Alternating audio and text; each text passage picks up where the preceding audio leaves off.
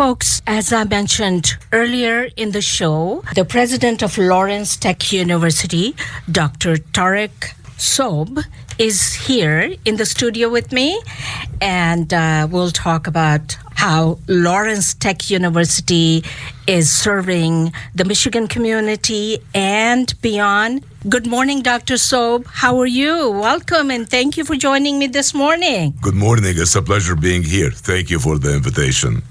Well, it's very hard on a Sunday to So thank you. Thank you for doing that. So can you please tell the listener they know you as president of Lawrence Tech University, but people need to know more about you. They are curious. So can you tell us a little bit about yourself? Of course. How much time do you have? No, I'm just kidding. Well, it's basically, I'm originally Egyptian, as you know, and I came to the U.S. About 38 years ago. And I came as a graduate student from Egypt to study engineering, and in my case, robotics and automation systems at the University of Pennsylvania in 1988. I was 20 years old. I finished my graduate degrees, mainly concentrating on robotics and automation and artificial intelligence, which was, very exotic at that time, unlike the days that we're in right now. And I'm sure we'll talk about that later. Absolutely, yes. And, upon finishing my PhD, I worked in industry a little, Philips Research Labs, and developing robotics for electronic manufacturing. And then I started my first academic job at the University of Utah in Salt Lake City. And I was there for a few years as an assistant professor and managing a NSF grant. And then I moved to Connecticut, where I actually remained for about 25 years till I moved to Lawrence Technological University in Michigan. So my question is, why did you move to Michigan? It's a very exciting story, but it speaks volumes actually about the eminence of Lawrence Technological University. When I was in Connecticut, I was a professor, founded a robotics automation lab, worked in industries, became an engineering dean, university vice president. And in 2019, with my family situation, kids growing up and such, I was, exploring with my wife opportunity for a presidential leadership position, a president position in a university. And given that I'm an engineer, and by nature I'm a scientist, I was really looking to join a technological university. And by that I do not mean a university that's a glorified college of engineering. I was looking to join a university that is very comprehensive and doctoral, but emphasizes technology and technological education in every single discipline. So I started doing my research at that time, which really will tell you a lot about Lawrence Tech. And you might know, and your listeners might know or not, that the U.S. is actually home to 6,000 institutions of higher education, 6,000 universities. Yeah. We actually are the country with the highest concentration of universities per capita, a lot. And believe it or not, at that time in 2019, when I started doing my research, and actually, believe it or not, that was the first time that I actually searched for a job, because all of my previous positions, they were invitations, happenstances, which was kind of interesting. I discovered with my research that there were only 56 universities in the U.S., less than 1%, Mumtaz, less than 1%, who are technological by mission, vision, and name. Half of these universities are 40-year universities, meaning they do not offer graduate programs like masters and PhDs. Some of them are very good. Rose-Hulman Institute of Technology in Indiana and Cooper Union of the Sciences and Art in the city in New York. And only half are comprehensive doctoral technological university, meaning 28. Wow. These 28 can be divided into two groups. There are 15 universities out of the 28 that are public universities, and there are 13 that are private universities. And I was frankly looking more to join a private university because that's where my own background in higher education is, and it's kind of easier to move things along in private universities, like less bureaucracy. And as you can see, with the pace of change in technology that's incredible, you need to develop new degree programs fast and so on. So that was cool. The public universities, Georgia Tech, Virginia Tech, Michigan Technological University in Michigan as an example. New Jersey Technology in New Jersey as an example.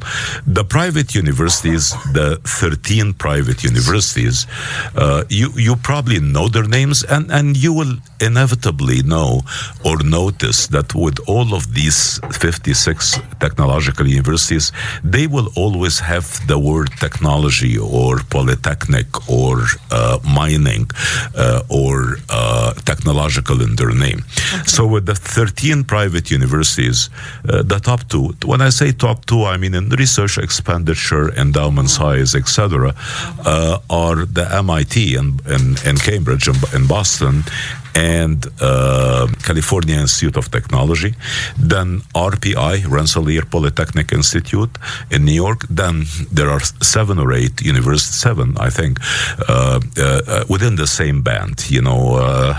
Less than 5,000 students, less than $1 billion endowment. Between 300 to 500 faculty. Between 20 to $50 million research expenditure. These are Lawrence Technological University, New York Institute of Technology, Illinois Institute of Technology in Chicago, Rochester Institute of Technology in New York, and Florida Institute of Technology in Florida, and a couple of others.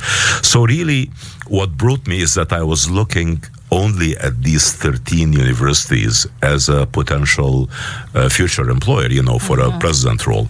And of course, in these type of situations, it takes years, right? Because presidents last a long time. And I kind of, which is a funny anecdote, when I called for the first time, the executive academic recruiter, it's like a couple of such companies in the country, and I was telling them, okay, I would like to explore the potential for a presidential position in one of these 13 universities.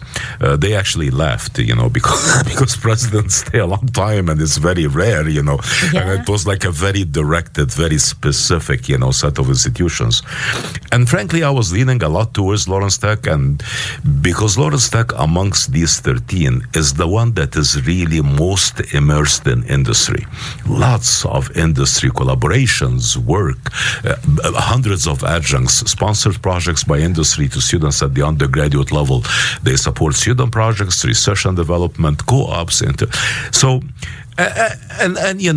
Initially, actually, there was no opening, and then, karma interfered, and I got a great call saying that the, provost position is open, and I went for that, and I was blessed that I was recruited for the position.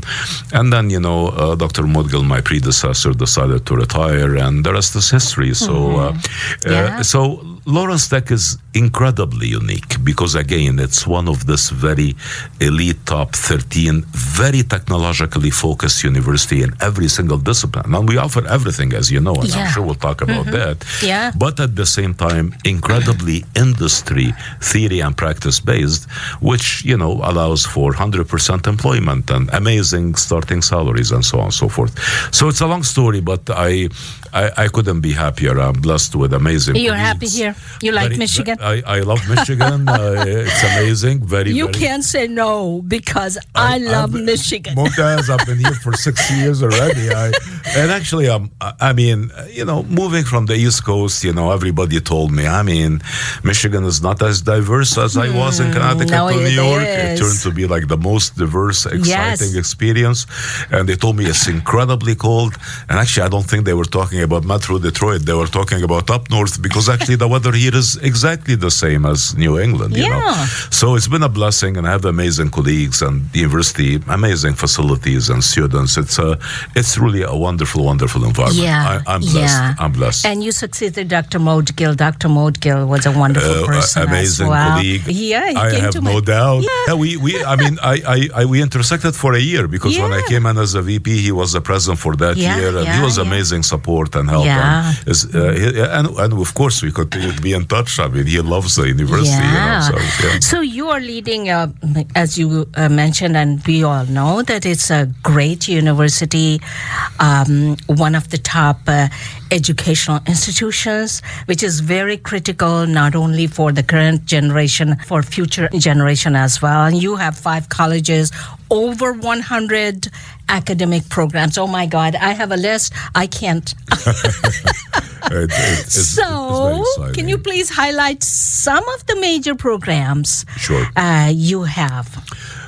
Mumtaz, you understand I'm a professor. I can talk for 3 hours non-stop.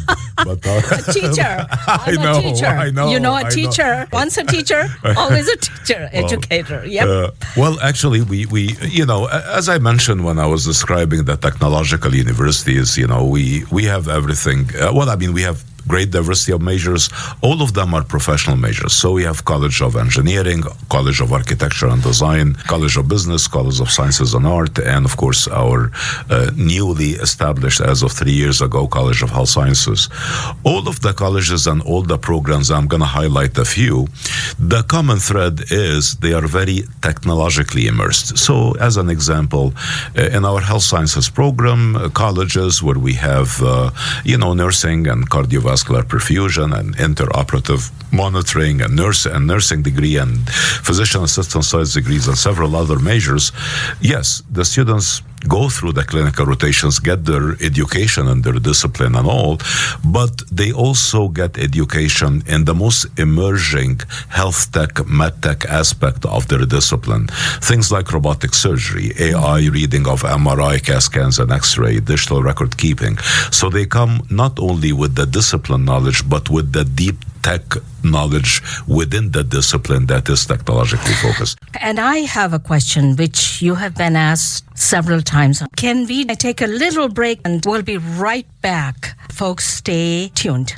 Wake up now. Turn on the music now. Listen to Manoranjan Radio Show every Sunday morning from 9 a.m. to 11 a.m. in Michigan on WPON 1460 AM, and in Chicago and surrounding areas from 8 a.m. to 10 a.m. Central Time on WNWI 1080 AM for beautiful Bollywood music, old, classic, rare gems, and the latest. If you're on the go, enjoy your favorite show, Manoranjan, on mumtazworld.com, biraj.com/WPON, or onlineradiobox.com.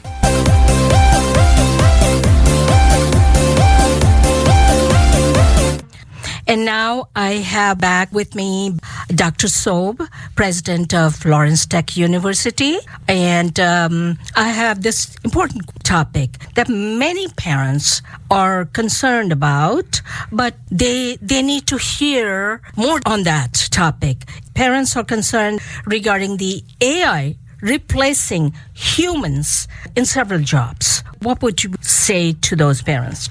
Well, I mean, you were asking me about the disciplines we have, and I think that's a good way to describe how AI is infused with these disciplines and what I think the future is going to look like. So again, when we talked about health sciences as a career, AI is not going to put an end to jobs in that career.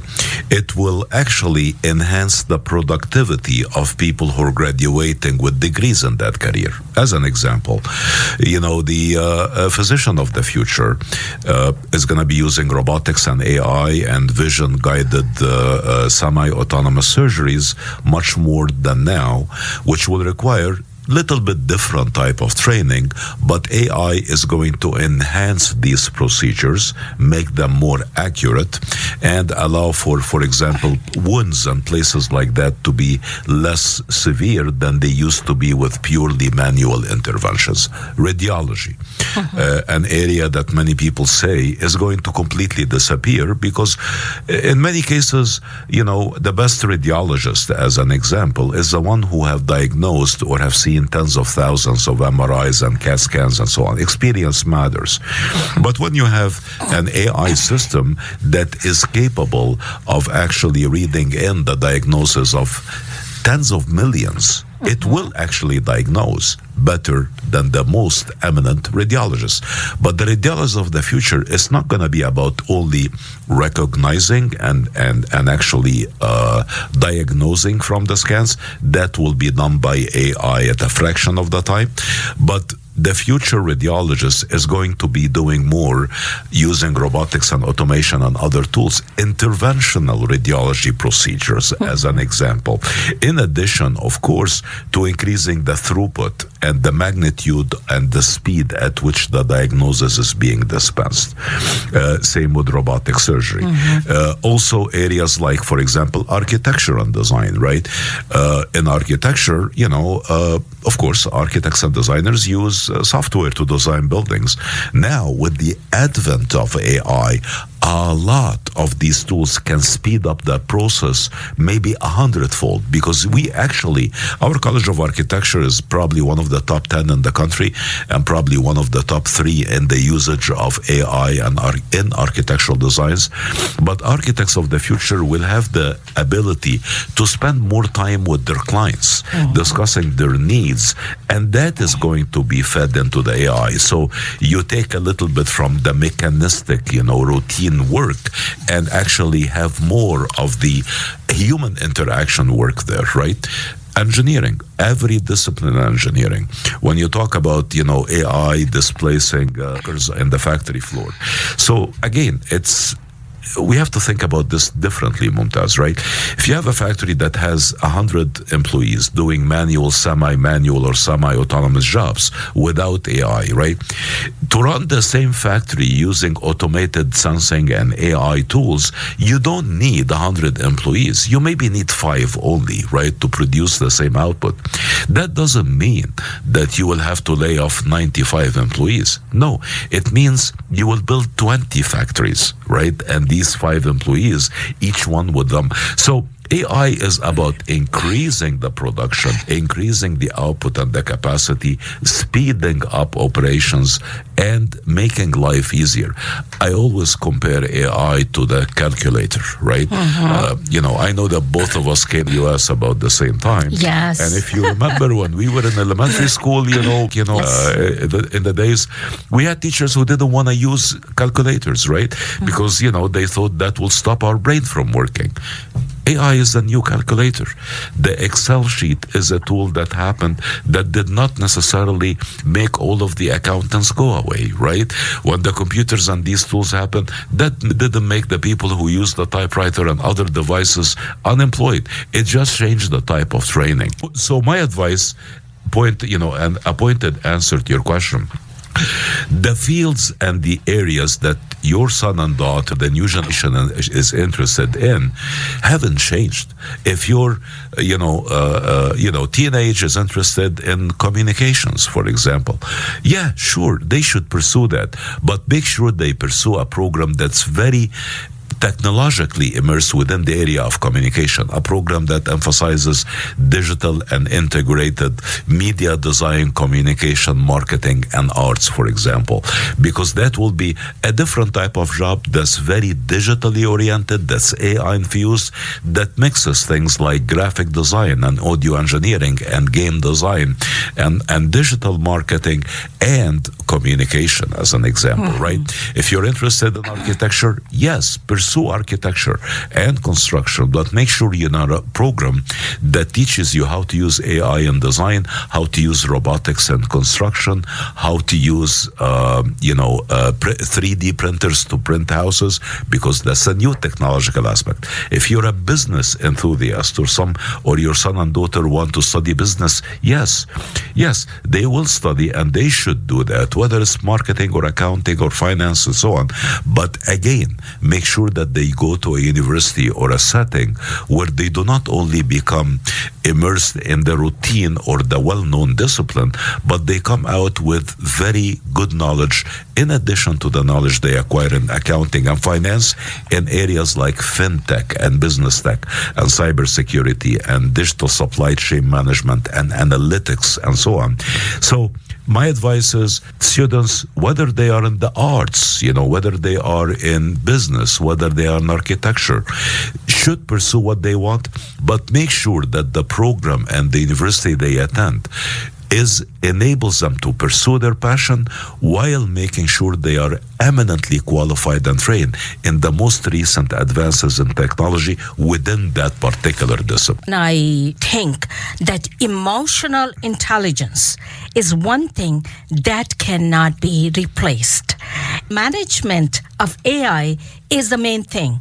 And I think empathy, understanding the brain, understanding what the person is thinking, well, that's a long way. I don't know if the AI will be able to do it in future. We'll be retired then, both you and I. No, I'm just kidding. I don't think we should allow that to brains to be studied by the AI.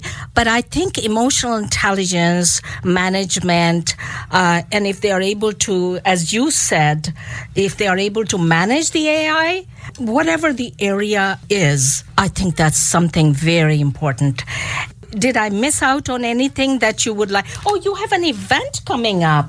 Is there an event coming up? No? We have events every day. Oh.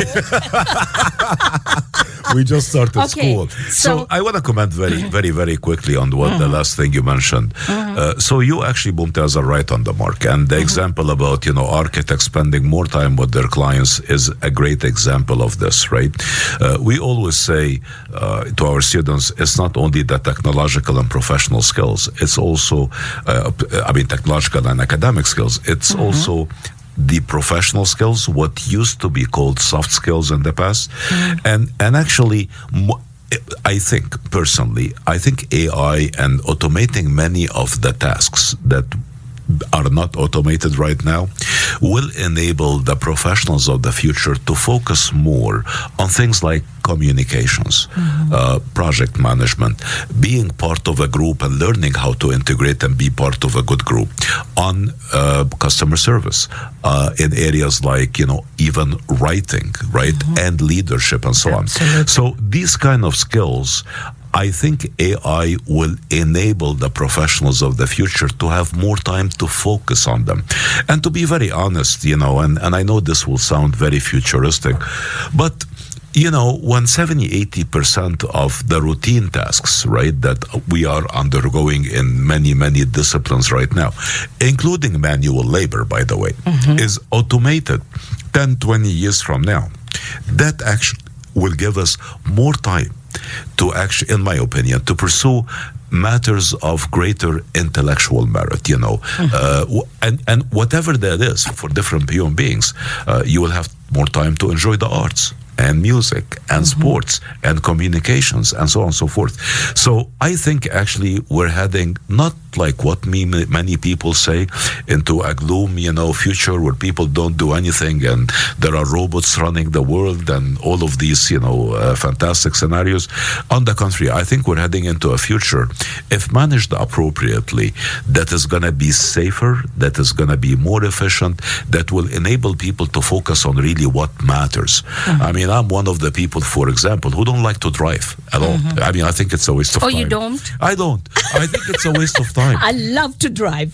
Many people do. But the thing is, 90% of the driving we do is not for pleasure. Of course, one would love to have a drive. Of course. It is to get back and forth to work. It's for commuting, right? Oh, yeah. And sometimes it's very stressful because of traffic and it's not enjoyable. It is. But think of a future, Mumtaz, where everything is autonomous. Every car, and we see that now with Uber, autonomous cars on the West Coast, and we see that with other cars being semi-autonomous now. If every car is autonomous and every car is connected to other cars, number one, it's going to be incredibly safe because every car knows where every other car is, so there will never be an accident, and you will gain a couple of hours every day to do cool things that you can want to do, like learn something new, watch a movie, enjoy yourself, have music. Do you ever get a chance to watch a movie? Tell me honestly. Well, when all car becomes autonomous, I will.